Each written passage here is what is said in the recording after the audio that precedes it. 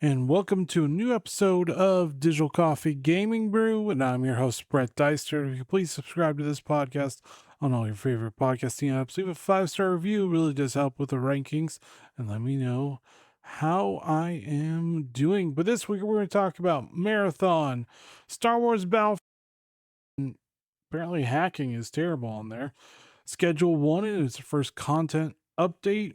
Also, unfortunate news about the voice actor of Vesemir in the Witcher video games.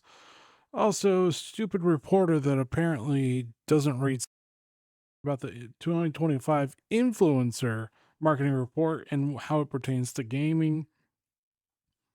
We are going to talk about as well Enshrouded in the new updates. Marvel Rivals Season 2 is out, and a little bit about Tariffs situation because that just seems interesting in general. So let's get on with the show.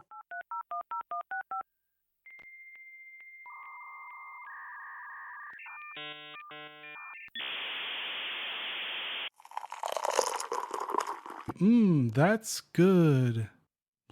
All right, so Marathon, the game that Bungie is redoing because that was actually their first game on Mac. If you could actually believe that, in the 90s, their first game they created was Marathon on Mac. It was basically a Doom clone, specifically a Doom clone, because everything was a Wolfenstein / Doom clone back in those days. But it was actually pretty good, and people liked it. It was a pretty good game for Mac.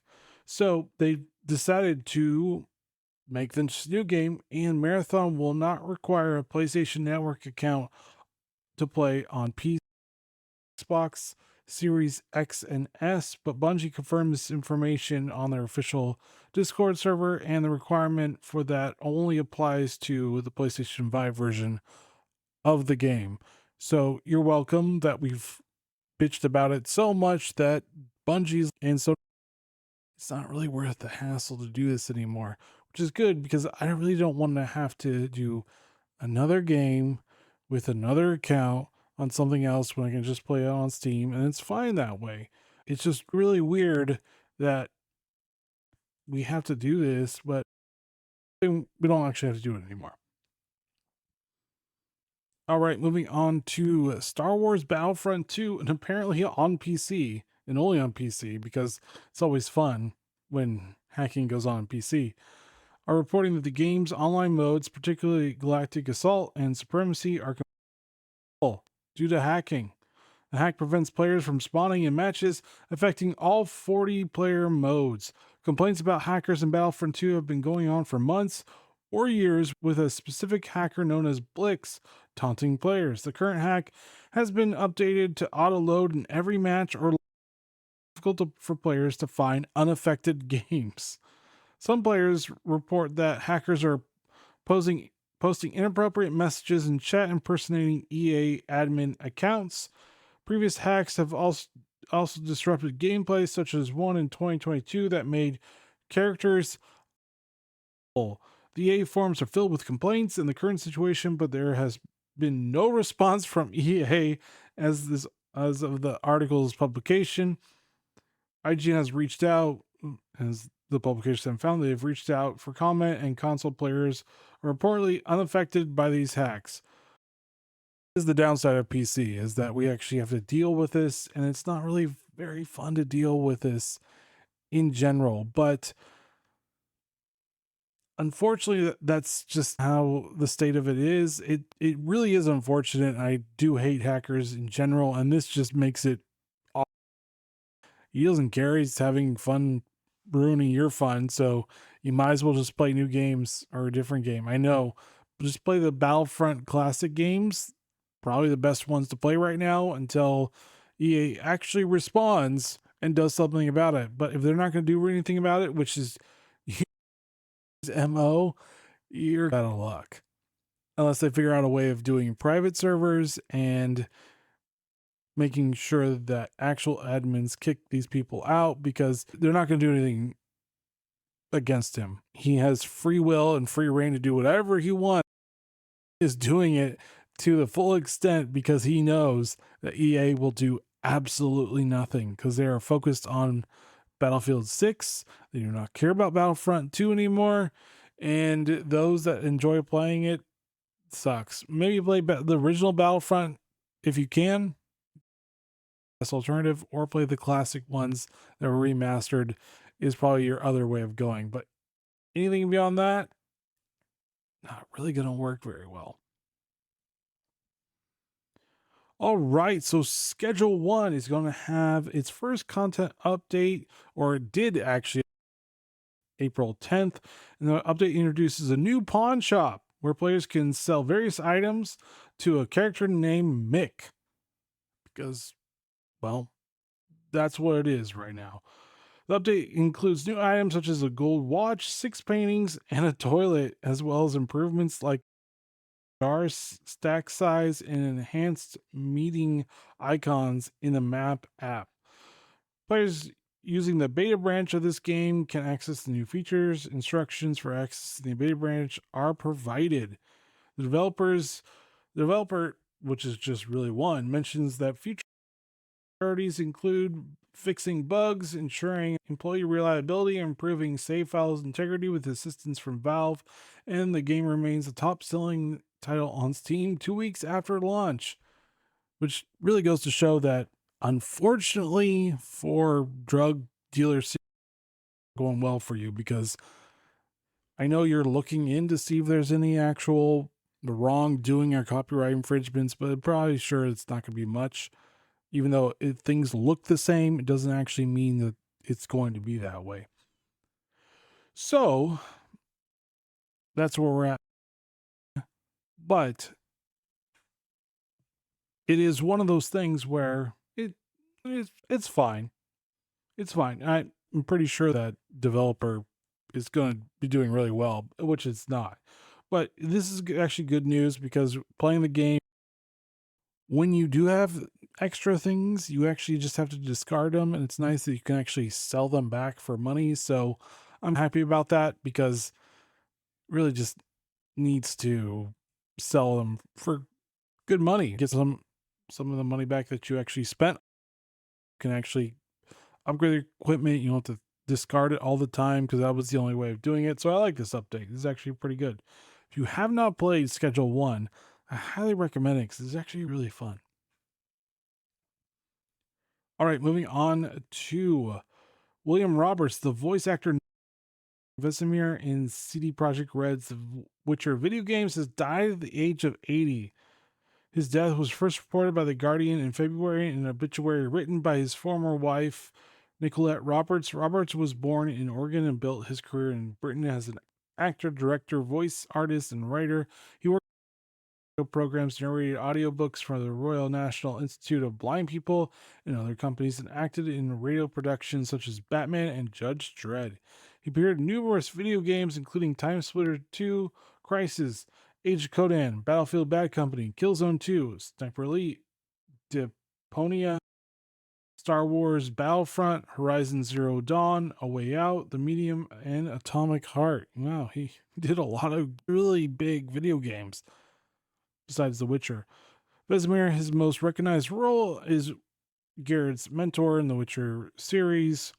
Roberts was known for his insensitive reading of works by authors like Melville, Poe, and Lovecraft. In 1980s, he voiced Texas Tom in ads for Texas Home Care DIY stores. He trained as a pilot later in his life in biography under the name Wee Roberts.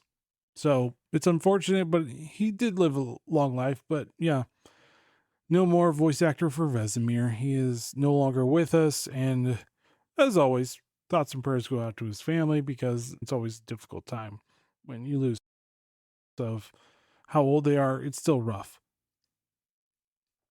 All right, moving on to apparently Game Biz Industry decided that they needed to talk about the 2025 Influencer Marketing Report. They claim that there is a pay male and female influencers, and that it's terrible because we're in 2025 and the pay gap exists not just for any reason, just that it's just males are worse because we get paid more. But actually, it's not. It's basically because it's like a 40% pay cut or pay gap between female and male influencers. But there are possible reasons for this. One is the abundance of female creators, because it is female creators to like a 28% male creators. So you have a ton of female creators out there that could be, I don't know, driving down the price a little bit. And especially as the micro influencer levels results in prices female even down compared to their male counterparts, which there being less males than female influencers, the males naturally command a higher asking price due to limited supply. So supply and demand, surprise. Also, it's because that males actually focus on their niche and females for stuff like beauty and all that other stuff. So there are actual reasons for this. It's just that he decided to leave it out because males are bad for getting more money than females are. 72% of the of influencer marketing is females. Yeah. I just don't understand. I get that you're reporting this and it's interesting and important, but it's just one of those things where it's, I don't really need to know that. I don't really care about your opinions about this and saying that always male, blah, blah, blah, blah, blah. Also, if you look in the breakdown, most marketers use Instagram or TikTok because it gives the better price point. But if you want more money, you use YouTube. And so there is that type of thing. Plus, the pay $83. It's not a lot. I know it's 40% or something like that, but when you actually look at the money wise, it's $83. So it's not a whole lot. It's just weird. In 2025, we have to about this and care about the gender pay gap, because the first time people were like, oh, it's terrible because of this. And there are actually factors. Males work in more high or highly dangerous jobs. Females take more time off than males do. Males tend to work longer. Females will, maybe not in my generation or the generation after me, will actually have babies, have families and stuff. So they'll take more time off for that. That's usually the reason for it. But people have to not care about the actual stats and care about agenda pushing. And this is another one. So when you see that report out there, they're not really telling you the truth until you actually read through it. And it's a long article and it's very interesting, but I had to go down through this one blurb about game, even in the top 10 most popular niches. Technology is, which could be gaming too, but technology is a really big swath of consumer tech, gaming, VR, and a bunch of other stuff.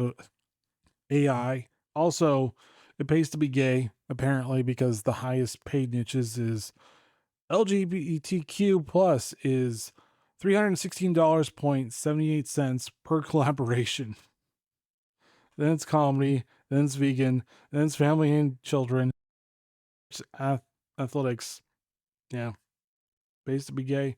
You're also looking for the platform pricing trends. YouTube is the highest at $675. So, just so you know. Anyways, to Enshrouded and the Thralls of Twilight will launch in May. The game has reached a milestone of 4 million players. The update will introduce new gameplay mechanics, including weapon mods, gem crafting, and deconstruction. New weapon and combat balance. This update, new enemies will be added, although specific details about these enemies were not provided. Enshrouded features a day and night cycle lasting about 30 minutes and to 12 minutes in real time, respectively. At night, players can catch fireflies and encounter rare enemies like zombies. And the upcoming update will provide players with a new reason to explore during nighttime through specific details were not disclosed yet. So, developer Enshrouded is still creating the game. It's still a very popular game in its own right. It's still an early access. It's still a fun game that you can play with friends or by yourself, which is great because you don't have to worry about people like stealing your stuff and then you have to start over again, which is nice. You don't have to worry about that too much, so you can play by yourself. So it's got a nice blend. It's not like Rust, where Rust was kind of like you're with everybody. Now, now you really have to figure out what you're gonna do with everybody there. So moving on to Marvel Rivals Season 2, it is out right now, and the new tank hero is Emma Frost. She is a brawler, so she has two forms, which is like Ramatra from Overwatch 2. And her regular form abilities like Psych Spear, Mine Aegis, and Diamond form, which includes Carbon Crush and Crystal Kick. Her Diamond form, Emma Frost enemies interrupt their ultimate abilities. Emma Frost's abilities allow her to shift between mid-range and close-range combat effectively. The developer's priority is to ensure players have fun, even if it leads to balance issues with characters. And I a whole bunch of reworking on the hero team-ups as well. So it looks like Scarlet Witch and Doctor Strange are going to have a hero team-up. It looks like Hulk and Namor and or Iron Man are going to be those types of things as well. It looks like Captain America are going to have a team up, and it's going to be Lost with Rocket. Rocket and Punisher are still going to be the same thing. So it looks like they're rebalancing it, making it more interesting, which I'm in favor of, to rebalance and try new different hero team ups, and it just keeps it fresh and more interesting. It's still better than Overwatch 2, but Overwatch 2 is getting better. Hero perks and eventually the stadium coming out. But we will see once it's all ready from Overwatch 2, because Overwatch 2 has to deal with Marvel Rivals because they're just doing so much better at what Overwatch 2 should have done better. Never leave 6v6. 6v6 is the best thing for it, and it should have never left that. All right, moving on to the Switch. I know I don't talk about console too much. The GPU market and just the market in general with the tariffs. So tariffs are about 145% now for China, because China is the special one that gets the tariffs because they don't really care about it, the United States too much. They do and they don't. And Nintendo has been a lot of hot water because now the Switch 2 order is on hold indefinitely because of the tariffs. Also, their games are going to cost $80 for digital and $90 for physical for whatever reason, because the physical ones also might just carry a key, so it doesn't really matter because you're not getting any game files on there. So there's that, and there's a price hike on from the Switch to the Switch 2. It seems like a lot of the Switch 2 features are locked behind their subscription paywall, which really is annoying. The voice chat, you can't do it unless you have a subscription. Video chat as well, but who really cares about all that stuff? You also have, there's some nice features, but it's not really wanting me to buy it. Plus, with just how expensive the games are going to be, what's the point of getting a game when I can just get a Steam Deck, which I'll bet might be more expensive, but it also offers me a lot more functionality features. I can turn my Steam Linux desktop, I can use it as a desktop. Can't do that with a Switch. Switch is just whatever they give you. Plus, with their Switch 2 welcome game, that's $10. Weird. Which leads me to the high performance GPUs in Taiwan. So it looks like they can circumvent, ship it from China or Mexico, and then they filter it back up through the United States. This is the only way they can keep the prices down, because if they don't, they'll have to raise prices too much. We also have the issue with peripherals, because the majority of peripherals are China. I've worked with 2 different ones and I know exactly how it is. They mostly innovate it, the designs and everything, through Taiwan, have a factory in China, usually Shanghai, I think, is probably the one they actually do it in, and then to the United States. Usually how it is. Usually the person that has the warehouse or the company that has the warehouse will steal the tech and reuse the tech, and there's nothing you can do about it. They've been stealing our IPs for quite a while, including the technology stuff. I'm pretty sure gaming is no. So the problem is that that for gaming, they have to now figure out where they're going to go. Vietnam, if they make a deal with the United States, Malaysia, or bite the bullet, figure out how to make it in the United States, and in the process make the production cheaper as much as you can through automation, and then that way you can localize your product distribution within the United States, and you don't have to worry about what we went through COVID and everything else with just a stranglehold from China saying we want a lot of stuff to you, and now with China actually saying we're going to withhold rare minerals, that puts a squeeze on the tech sector even more.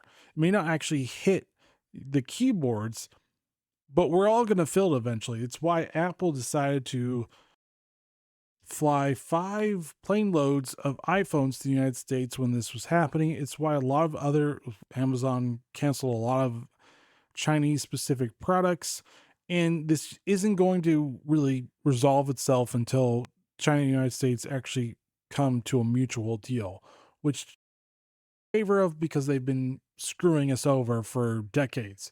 They've been screwing us over. They've been making cheap products. They've been destroying our industries, and they've been stealing our tech. China doesn't make anything. China doesn't innovate anything. So this whole thing about they made an alternative HDMI that is amazing, probably not true, because they did that with their AI system, and it turns out that it really wasn't that efficient, and they spent a bunch of money trying to get the GPUs, and so it became one of these things where really it's not that. So we're in this pickle right now. We have to figure out how to get out of this, and the only way to really stranglehold China and make sure that they're not stealing our tech anymore is to go to the other countries and produce it in Vietnam, Malaysia. It's like I said before, you're not going to get around this. There are probably going to be a lot of tariffs on China for the foreseeable future, because they're going to fight this, and the United States, I don't think it's going to balk anytime soon. It could be 4 years, it could be 2 years, it could be even longer, but we're now in a trade war. So that means that you can't really produce all the cheap tech stuff in China anymore, unless you want to incur the cost or put the cost to the customer. And so that's going to make the marketers go, oh gosh, how are we going to creatively figure out how to say things like we're not really raising prices, and so we'll just add new quote unquote tech features to our product line to make it look like we've added more features. We really haven't. It's just the tariffs, or just admit it, saying you're going to have to eat the costs because we're not going to. So we have issues with Nintendo and what they're doing. We have issues with peripherals and what they're doing. And so this is going to be a very interesting time to see what is actually going to happen. And it's going to be expensive. So I would be prepared. You can buy now and then wait a couple of years, and you may be able to actually get something. But this is where we're at right now. So with that, this is the end of Digital Coffee Gaming Brew. I really do appreciate it. And to this podcast on all your favorite podcasts, again, leave a 5-star review. Really does help with the rankings. Let me know how I'm doing. And join me next week to talk about what's going on in the gaming industry. All right, guys, stay safe. Get to getting the gaming peripherals that you need now. And see you next week. Later.